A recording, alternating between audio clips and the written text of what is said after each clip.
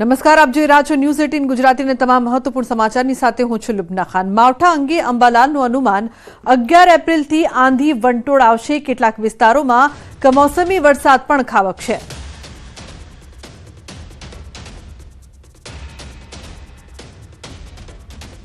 તો જે પ્રકારથી આગાહી કરવામાં આવી છે, 2 દિવસ બાદ માવઠું ત્રાટકશે તેવી આગાહી કરવામાં આવી છે। અંબાલાલ પટેલે આગાહી કરી છે 11 એપ્રિલથી આંધી વંટોળ પણ આવી શકે છે। કેટલાક વિસ્તારોમાં કમોસમી વરસાદ પણ ખાબકશે। ખાસ કરીને ખેડૂતો માટે મહત્વના સમાચાર અંબાલાલ પટેલ દ્વારા આગાહી કરવામાં આવી છે। તો 1 એપ્રિલે અમરેલી અને ભાવનગરમાં માવઠું પડશે। 2 દિવસ બાદ માવઠું ત્રાટકે તેવી સંભાવના।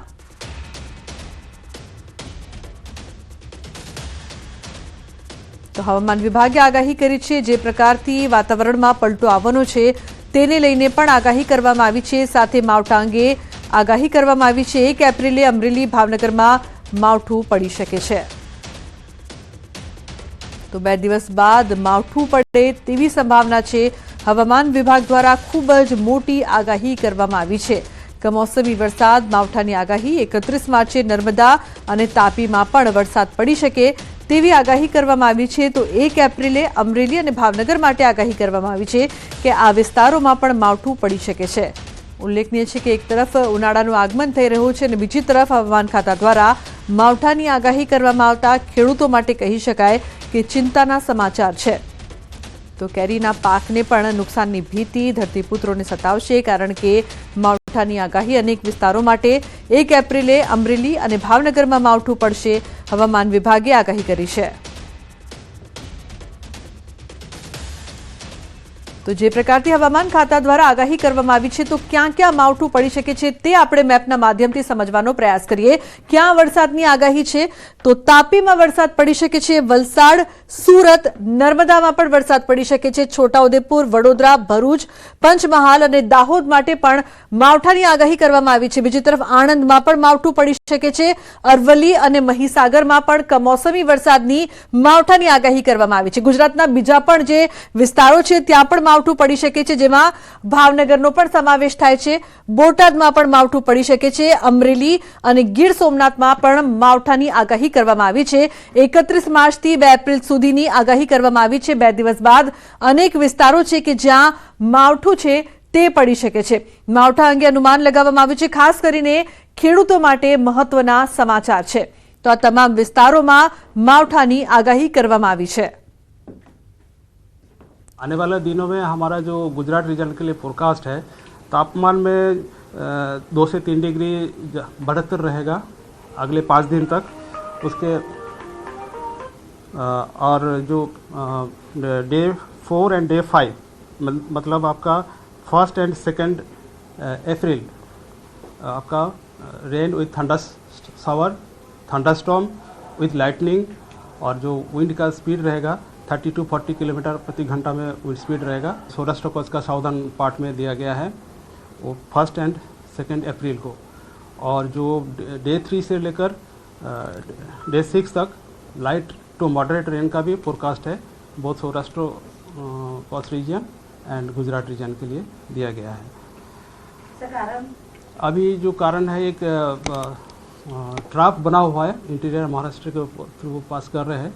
वो ट्रैप का मूवमेंट के कारण ये विंड पैटर्न चेंज होगा, फिर इसके कारण ये मॉइस्चर इनकर्शन होगा, फिर बारिश थंडरस्टॉर्म का चांसेस है। માવઠા અંગે અંબાલાલનું અનુમાન 11 એપ્રિલથી આંધી અને વંટોળ આવશે। કેટલાક વિસ્તારોમાં કમોસમી વરસાદ પણ ખાબકશે। તો મહત્વપૂર્ણ સમાચાર અંબાલાલ પટેલનું મોટું અનુમાન, મે મહિનામાં અણધારી આફતના એંધાણ।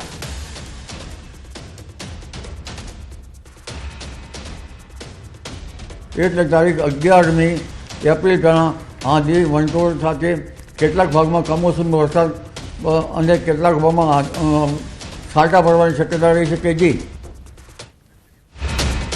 તો બંગાળ ઉપસાગરમાં 2 થી 3 વાવાઝોડા બનશે। 10મી મેથી 15 જૂન સુધી ખતરનાક વાવાઝોડા બનશે। અરબી સમુદ્રમાં પણ વાવાઝોડું બનશે। लगभग बंगाल उपसागर में 2 થી 3 वावाझोड़ा बनी सकવાની शक्यता रहेશે, परंतु 10મી મે થી 15 જૂન વચ્ચે खतरनाक वावाझोड़ा बंगाल उपसागर में बनવાની शक्यता रहेશે। અરબી સમુદ્રમાં પણ વાવાઝોડું બનવાની શક્યતા રહેશે. સમુદ્રનું તાપમાન મહત્તમ તાપમાન 32 ડિગ્રી સેલ્સિયસ જેવું રહેવાની શક્યતા રહેશે. ટ્રોપિકલ સ્ટોર્મ બનવાની શક્યતા રહેશે. 10મી મેથી આંધી વંટોળનું પ્રમાણ વધારે રહેશે. આરબ કન્ટ્રીમાંથી કાળી આંધી આવવાની શક્યતા રહેશે અને ઘણી આંધીઓ જે કાચા મકાનના સાપડા ઉડાડી મૂકે એવી આંધીઓ આવશે. તો આરોગ્ય કર્મચારીઓની હડતાળનો આજે 13મો દિવસ. હડતાળ કરતા કર્મચારીઓની સંખ્યામાં ઘટાડો. સરકારના કડક વલણના કારણે હડતાળ કરતા કર્મચારીઓની સંખ્યા ઘટી છે. કેટલાક કર્મચારીઓ પરત ફરજ પર હાજર થયા છે. તો ગાંધીનગરમાં સત્યાગ્રહ છાવણી મેદાનમાં કેટલાક હડતાળ કરતા કર્મચારીઓ એકઠા થયેલા જોવા મળ્યા. પરીક્ષા રદ કરો અને ઠરાવ રદ કરોના નારા પણ લગાવ્યા. તો હડતાળ કરતા આરોગ્ય કર્મચારીઓની પોલીસે અટકાયત કરી છે.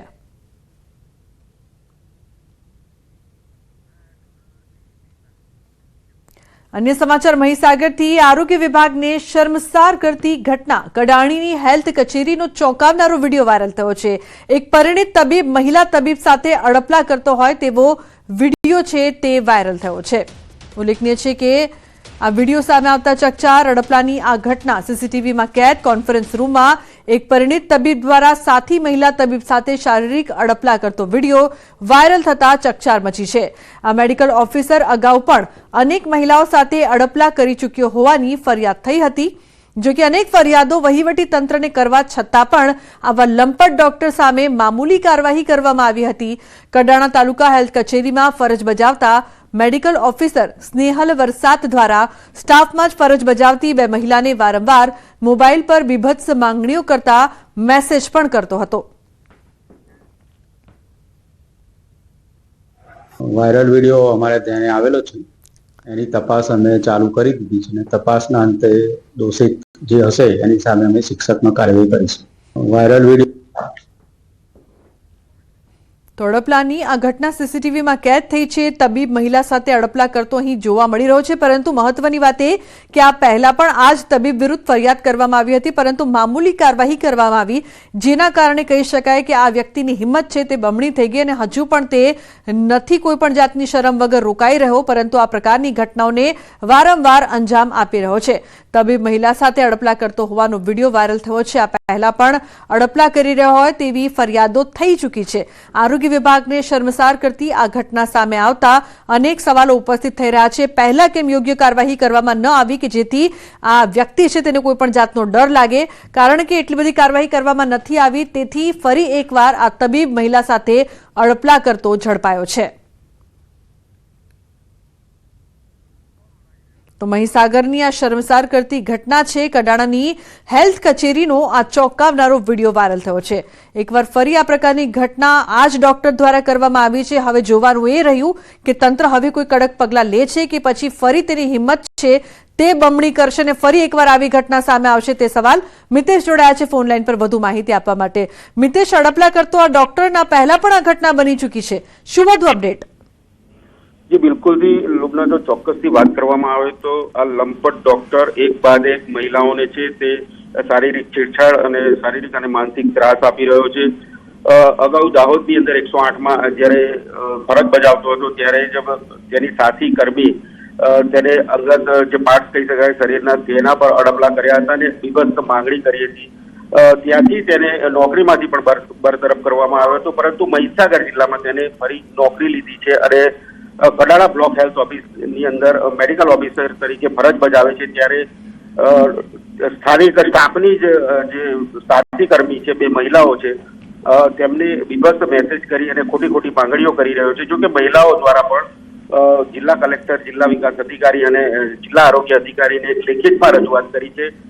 લેખિત રજૂઆત કર્યાના 3 મહિના બાદ અત્યારે આરોગ્ય વિભાગ દ્વારા તેને માત્ર મામૂલી બદલી કરી દેવામાં આવી છે. મામૂલી બદલી કરી અને અન્ય આરોગ્ય કેન્દ્ર ખાતે તેને ખસેડી દેવામાં આવ્યો છે. પરંતુ સવાલ એ ઉભો થાય છે કે આવા લંપટ અને જે ડોક્ટર છે તેને કેવી રીતે આરોગ્ય વિભાગ સાચવી રહ્યું છે? બિલકુલ, આભાર સમગ્ર માહિતી બદલ. તો વિભાગ સાચવી રહ્યું છે તેવું લોકોનું કહેવું. ગીર સોમનાથ જિલ્લા પ્રશાસન અને કોડીનારના સ્થાનિક ભાજપ નેતાઓ વચ્ચેનો વિવાદ ફરી સામે આવ્યો છે. કોડીનાર સામૂહિક આરોગ્ય કેન્દ્ર પર લેબમાં ટીબી ચેક કરવાના નવા સાધનોનું લોકાર્પણ જિલ્લા વહીવટી તંત્ર કરે તે પહેલા જ કોડીનાર તાલુકા પંચાયત પ્રમુખ અને સ્થાનિક ભાજપના નેતાઓએ કરી નાખ્યું. આ સમગ્ર મામલે ભાજપના સ્થાનિક નેતાઓનો આક્ષેપ છે કે તેમને વિકાસ અને પ્રજાલક્ષી કાર્યોના લોકાર્પણમાં જિલ્લા વહીવટી તંત્ર દ્વારા આમંત્રણ આપવામાં આવતું નથી. માત્ર કલેક્ટર દ્વારા જ ઉદ્ઘાટનો અને ખાતમુહૂર્ત કરવામાં આવી રહ્યા છે. કલેક્ટર સૂત્રાપાડા ખાતેથી બપોરે ઉદ્ઘાટન કરે તે પહેલા જ માજી સાંસદ દિનુભાઈ સોલંકી સહિતના નેતાઓ કોડીનાર સરકારી હોસ્પિટલ પહોંચી તાલુકા પંચાયત પ્રમુખના હસ્તે લોકાર્પણ કર્યું. સરકારની ગ્રાન્ટમાંથી સુવિધાઓ, કરોડો રૂપિયાની સુવિધાઓના ઉદ્ઘાટન માત્ર ને માત્ર કલેક્ટરશ્રી કરે છે. નથી સંસદ સભ્યોને હાજર રાખવામાં આવતા, નથી ધારાસભ્યોને, નથી જિલ્લા પંચાયતના પ્રમુખને હાજર રાખવામાં આવતા. તાલુકા પંચાયત, જિલ્લા પંચાયતના કોઈ હોદ્દેદારોને જાણ સુદ્ધા નથી. અને માત્ર ને માત્ર કલેક્ટરને આવો એક પરવાનો મળી ગયો હોય. સરકારશ્રીનું પણ ધ્યાન દોરવા માંગુ છું કે આ બાબતનું વિશેષ ધ્યાન રાખી અને સંગઠનના લોકો અને પ્રજાનું હિત છે એ શેમાં છે એ જુએ, નહીં કે કોઈ સરકારી અધિકારીઓના કહેવામાં આવે અને એનું ડાયરેક્ટ ઓપનિંગ કરી નાખવામાં આવે. તો પાટણના સિદ્ધપુરમાં મુલતાની ગેંગનું જાહેરમાં સરઘસ કાઢ્યું. ભેંસોની ચોરીના ગુનાના આરોપીનું ઘટના સ્થળે રિકન્સ્ટ્રક્શન કરવામાં આવ્યું. સિદ્ધપુરના ઝાંપલીપોળમાં આરોપીનું રિકન્સ્ટ્રક્શન કરાયું. મુલતાની ગેંગની અનેક પશુઓની ચોરીના ગુનામાં સંડોવણી હતી. પશુ ચોરી કરનાર 10 આરોપીઓનું સરઘસ કાઢવામાં આવ્યું. રાજસ્થાન સહિત રાજ્યના અનેક જિલ્લાઓમાં પશુ ચોરીને અંજામ આપતી હતી.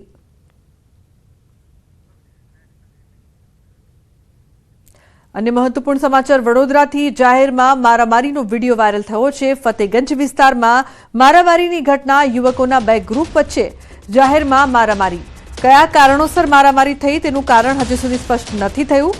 સીસીટીવી ફૂટેજના આધારે પોલીસે માથાભારે શખ્સોની શોધખોળ શરૂ કરી છે.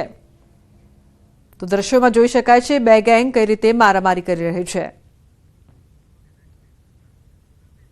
અમદાવાદમાં ઘરઘાટી પર હુમલાના સીસીટીવી સામે આવ્યા.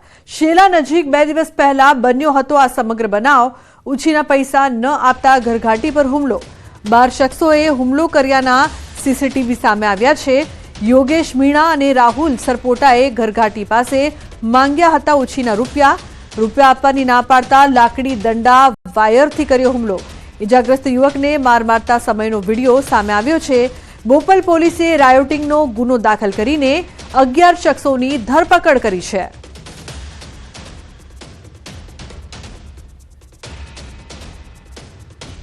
તો સુરતમાં ટ્રાફિક પોલીસ સાથે યુવકની બબાલ. હેલ્મેટ નહીં પહેર્યું હોવાથી પોલીસે રોક્યો હતો. યુવકે ટ્રાફિક પોલીસને ધમકી આપી. ટ્રાફિક પોલીસનો વિડીયો પણ બનાવ્યો. વેડ દરવાજા વિસ્તારમાં આ સમગ્ર ઘટના બની છે. ઘટના પહેલા યુવકે હોસ્પિટલની ફાઇલ બતાવી, ત્યારબાદ પોલીસે તેને જવા દીધો હતો. ફરી પાછો આવી ટ્રાફિક પોલીસ સાથે માથાકૂટ કરી.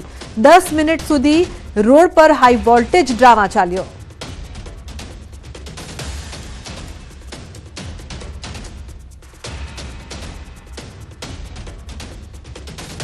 તો સુરેન્દ્રનગરમાં સીન સપાટા. યુવકને ભારે પડ્યા. હથિયાર સાથે સોશિયલ મીડિયામાં મૂક્યો હતો વિડીયો.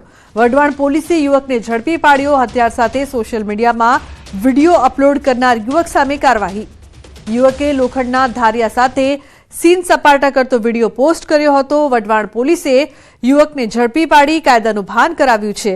યુવક પાસે માફી મંગાવતો વિડીયો પણ બનાવડાવ્યો છે. તો પહેલાના અને પછીના દ્રશ્યો સામે આવી રહ્યા છે. એક તરફ સીન સપાટા અને બીજી તરફ બલી બકરી બની ગયો હોય તેવું લાગી રહ્યું છે. વઢવાણ પોલીસ થોડો સમય પહેલા મેં ઇન્સ્ટાગ્રામમાં જે રીલ બનાવી હતી જે કાયદા વિરુદ્ધ છે, જે હથિયાર સાથે, જેમાં મને વઢવાણ પોલીસે કાયદાનો પાઠ ભણાવ્યો છે. તેમાં આજ પછી હું ભૂલ નહીં કરું અને તમે પણ ના કરતા, માફ કરજો. ગાંધીનગરમાં આંદોલન કરતા ઉમેદવારોની અટકાયત કરવામાં આવી છે. વ્યાયામ શિક્ષકોની ભરતીની માંગણીનું આંદોલન. પોલીસે ઉમેદવારોને ટીંગાટોળી કરી ઢસડી અને પોલીસે વાહનમાં બેસાડ્યા.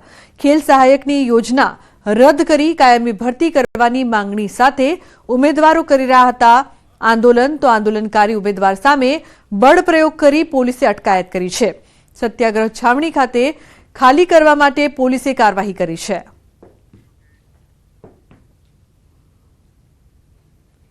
સાહેબ અમારો આજે 13મો દિવસ છે.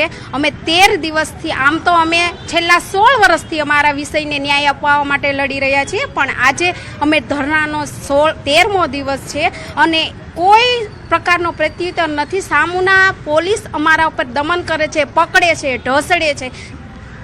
અમારે એટલી જ માગ છે સરકાર જોડે, તો 15 વર્ષથી કાયમી વ્યાયામ શિક્ષકની ભરતી કરવામાં આવી નથી, તો એટલી જ અમારી અપીલ છે કે કાયમી ભરતી કરે, અને આ રીતે જે પોલીસ અમને ઢસેડે છે એ અમારી જોડે આવું વર્તન યોગ્ય નથી. રાજકોટમાં નબીરા દ્વારા અકસ્માત કરવાના મામલે મોટો ખુલાસો થયો છે. તાલુકા પોલીસે જ ડ્રાઈવરને બદલી નાખવાનો ગંભીર આક્ષેપ થયો છે.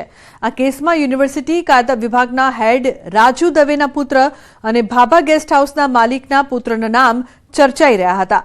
ત્યારે સૌરાષ્ટ્ર યુનિવર્સિટીના હ્યુમન રાઇટ્સ વિભાગના વડા રાજુભાઈએ નિવેદન આપ્યું. તેમણે કહ્યું કે આ અકસ્માતમાં મારા પુત્રનો ક્યાંય રોલ નથી. મારા પુત્રને ભાભા ગેસ્ટ હાઉસના માલિકના પુત્ર સાથે કોઈ સંબંધ નથી. જોકે તેમના નાના ભાઈના પુત્રને સવાલ કરતા જણાવ્યું કે તેનો પણ કોઈ રોલ નથી.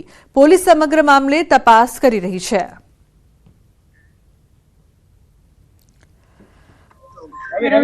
મારો દીકરો આમાં છે જ નહીં.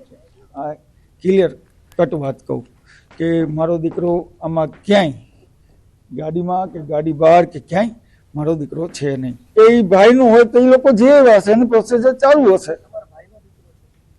ભાઈનો દીકરો તમે કહો છો તો મારો નથી એમ કહું. હા,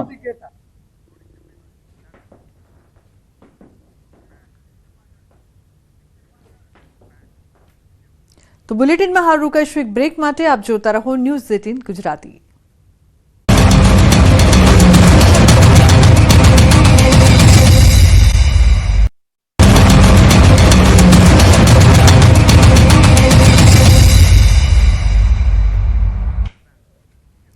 વેલકમ બેક. સમાચારમાં આગળ વાત કરીએ તો સુરતના ઉત્તરાયણ વિસ્તારમાં હિટ એન્ડ રનની ઘટના. બે યુવતીને કાર ચાલકે ટક્કર મારી. હિટ એન્ડ રનની ઘટના સીસીટીવીમાં કેદ થઈ છે. મોપેડ સવાર બે યુવતીને કાર ચાલકે પાછળથી ટક્કર મારી હતી. સીસીટીવીના આધારે પોલીસે કાર ચાલકને ઝડપી પાડ્યો. કાર ચાલક વિક્રમસિંહ અટાલિયા હોવાનું સામે આવ્યું છે. પકડાયેલા આરોપી પર અગાઉ પણ અનેક ગુના દાખલ થઈ ચૂક્યા છે.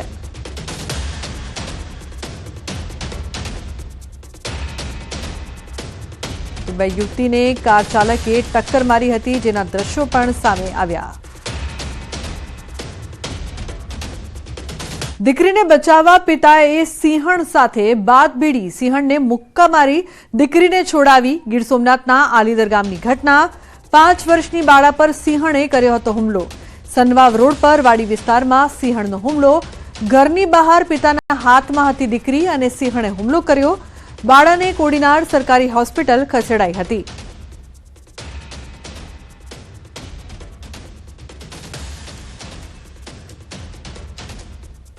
જૂનાગઢના માળિયા હાથીનામાં 2 સિંહ બાળના મોત. બંને સિંહ બાળને કૂવામાંથી મૃત હાલતમાં બહાર કાઢી પીએમ માટે મોકલ્યા. ગત 9 માર્ચના રોજ 2 સિંહ બાળ કૂવામાં પડ્યા હતા. સિંહ બાળ માતાથી વિખૂટા પડી કુકસવાડા ગામની વાડીમાં ખુલ્લા કૂવામાં પડ્યા હતા. વન વિભાગ દ્વારા ઘટનાને છુપાવવામાં આવી હતી. તો મહત્વનું છે કે 2 સિંહ બાળના મોત નીપજ્યા છે. કુકસવાડા ગામે કૂવામાં પડી જતા મોત. તો 9 માર્ચના રોજની ઘટના. સુરતમાં રફતારનો કહેર યથાવત છે. સુરતમાં વધુ એક હિટ એન્ડ રનની ઘટના બની છે. પૂરપાટ ઝડપે આવતા કાર ચાલકે પતિ પત્ની અને બાળકીને અડફેટે લીધા હતા અને ફરાર થયો હતો. જો કે લોકોના ટોળાએ કાર ચાલકને ઝડપી પાડ્યો અને બરોબરનો મેથી પાક આપી પોલીસને હવાલે કર્યો છે. અકસ્માતમાં પતિ પત્ની અને બાળકીને ઈજાઓ પહોંચતા હોસ્પિટલ ખસેડાયા.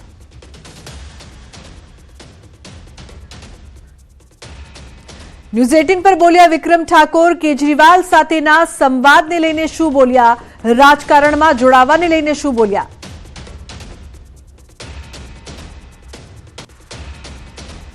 તો મહત્વનું છે કે વિક્રમ ઠાકોરે જે પ્રકારનું નિવેદન આપ્યું છે રાજકારણને લઈને પણ, સાથે જ કેજરીવાલ સાથેના સંવાદને લઈને પણ તેમણે પ્રતિક્રિયા આપી છે. સરકાર દ્વારા તમામ કલાકારોને આમંત્રણ આપવામાં આવ્યું હતું, તેમાં વિક્રમ ઠાકોરને પણ આમંત્રણ મળ્યું હતું, પરંતુ તેઓ તેમાં હાજર રહ્યા નહોતા. આપણી સાથે છે, તેમની સાથે વાત કરીશું. તમામ કલાકારોને એક નારાજગી હતી, નારાજગી બાદ તમને આમંત્રણ આપવામાં આવ્યું, આપ ગયા નહીં. એવું શું કારણ કે આપ ગયા નહીં? હું એટલા માટે ના ગયો કારણ કે આ મુદ્દો મારો નહોતો. આ મુદ્દો દરેક સમાજના દરેક કલાકારોનો હતો, અને જ્યારે મેં આ મુદ્દો ઉઠાવ્યો ત્યારે સરકારશ્રીએ મારા મુદ્દા ઉપર ધ્યાન આપ્યું અને મારી વાત એમને રાખી, અને દરેક કલાકારોને એમને દરેક ક્ષેત્રના કલાકારોને બોલાવ્યા. 300થી વધારે કલાકારો મારા ખ્યાલથી હતા. તો એમનું સન્માન કર્યું અને વિધાનસભામાં જવાનો એમને ચાન્સ મળ્યો. એ જ મારી વાત એ જ હતી કે ભાઈ દરેક કલાકારને આવી રીતે સન્માન મળવું જોઈએ. જે અમુક મીડિયેટર દ્વારા અમુક કલાકારોને ત્યાં સન્માન મળ્યું, એની જગ્યાએ દરેક કલાકારોને સન્માન મળવું જોઈએ, અને એ નાની વાત સરકારશ્રીએ સ્વીકારી અને દરેક કલાકારોને બોલાવે. એટલે મારો મુદ્દો ત્યાં જ પૂરો થઈ જાય છે. અને બીજું કે હું નહોતો ગયો એનું કારણ કે હું કદાચ જાત તો લોકોને એવું લાગત કે ભાઈ વિક્રમ ઠાકોરે પોતાનો મુદ્દો ઉઠાવ્યો હતો અને એનું સ્વાગત કરાવવું હતું, સન્માન કરાવવું હતું, વિધાનસભામાં જવું હતું, એટલા માટે એને આ મુદ્દો ઉઠાવ્યો હતો. અને એ કારણથી જ ખોટા મેસેજ સમાજમાં જાય, એ કારણથી જ હું ત્યાં નહોતો ગયો. નારાજગી હજુ છે કે પતી ગઈ કે શું? કોઈ મંત્રણા થઈ છે, વાત થઈ છે આ મુદ્દે? ના, નારાજગી કોઈ મંત્રણા નથી થઈ, પણ નારાજગી દૂર થઈ ગઈ છે. કારણ કે જે વાત મેં રાખી હતી દરેક કલાકારનું સન્માન, તો એ સરકારશ્રીએ સન્માન કર્યું. સાથે સાથે મારે સન્માન નહોતું કરાવવું, એટલા માટે સન્માનથી દૂર રહ્યો, પણ સરકારથી દૂર નથી. અત્યારે બી એમને એટલું જ હું સન્માન કરું છું, સરકારનું દરેક પક્ષના લોકોનું સન્માન કરું છું. અને બસ બીજું કે એક બીજી વાત હતી કે દરેક સમાજના કલાકાર જે સરકારી કાર્યક્રમો થાય છે, એમાં દરેક સમાજના સારા ટેલેન્ટ જેમનામાં હોય એ કલાકારોને ચાન્સ મળવો જોઈએ. એ પણ મારા ખ્યાલથી સરકારશ્રી મારી આ વાત પણ સ્વીકારશે. તમારી સાથે તમે શરૂઆતમાં જે નારાજગી હતી, અનેક કલાકારો તમારી સાથે આવ્યા હતા, તેમાંના કેટલાક કલાકારો પણ આ સન્માન લેવા માટે ગયા હતા. એને લઈને તમારું શું માનવું છે, શું કહેવું છે? ના, મેં ઘણા બધા કલાકારો મારા ફોન આવ્યા હતા કે તમે જવાના છો, તો મેં કીધું કે ના, જો ભાઈ અમે મારા માટે મુદ્દો ઉઠાવ્યો નહોતો, પણ તમારા બધા માટે મુદ્દો ઉઠાવ્યો હતો. તો તમારા બધાએ જે કલાકારો મને ફોન આવ્યો, તો મેં દરેકને કીધું કે તમારે જવું જોઈએ. આ નારાજગી વચ્ચે હવે એવું વાત આવી રહી છે કે રાજકીય ગ્રાઉન્ડ મજબૂત કરી રહ્યા છો. શું સાચું છે કે રાજકીય ગ્રાઉન્ડમાં આગામી દિવસોમાં વિક્રમ ઠાકોર જોવા મળશે? અરે ભાઈ, આ મુદ્દો મેં જ્યારે ઉઠાવ્યો હતો ત્યારે ફક્ત ને ફક્ત કલાકારો માટે ઉઠાવ્યો હતો, અને એમાં કોઈ પણ રાજકારણ તમને ખબર જ હશે. ખાલી સામાન્ય લાઈવ થયો હતો અને મેં મારું દુઃખ વ્યક્ત કર્યું હતું કે ભાઈ મને આટલું સન્માન નથી મળતું, પણ બીજા કલાકારોને પણ સન્માન મળવું જોઈએ. આવો એક મુદ્દો ઉઠાવ્યો હતો મેં, અને એ મુદ્દો પછી ધીરે ધીરે બહુ મોટો થતો ગયો. એમાં પછી મીડિયા બી તમારા જેવા બધા મિત્રો જોઈન થયા, અને દરેક સમાજના લોકોનો બી જોઈન થયા, અને પછી લોકોને એવું લાગ્યું કે ભાઈ આ મુદ્દો રાજકારણનો મુદ્દો બની ગયો. પણ મારા માટે એ રાજકારણ મુદ્દો નહોતો, મેં ખાલી કલાકારોની વાત જ મૂકી હતી, બસ. આ મુદ્દો તો હવે દિલ્હી સુધી પહોંચ્યો છે. કેજરીવાલે પણ તમને ફોન કર્યો છે, એને લઈને તમારું શું માનવું છે? શું ફોન કર્યો તો, શું વાત કરી, એમાં શું વાત કરી એમણે?